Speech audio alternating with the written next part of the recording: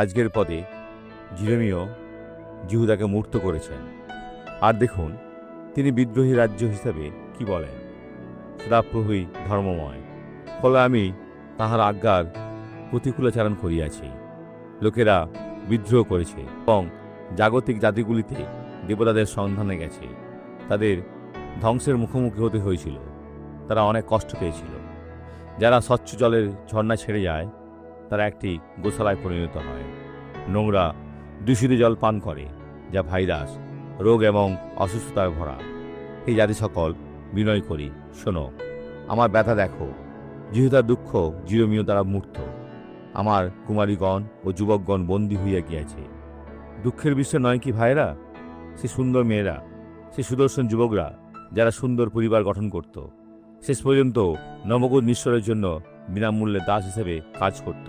আপনি কি শয়তানের জন্য এভাবে কাজ করতে চান? এখন আমার সাথে প্রার্থনা করুন। পিতা, আমরা তোমার কাছে উন্মুক্ত হৃদয় নিয়ে এসেছি, মুক্তি প্রার্থনা করছি। আমরা আমাদের অন্যায় স্বীকার করছি। পিতা, আমরা অসংখ্যবার অন্যায় করেছি। তুমি তাদের প্রত্যেকের সম্পর্কে জানো, তবু তুমি করুণাময়।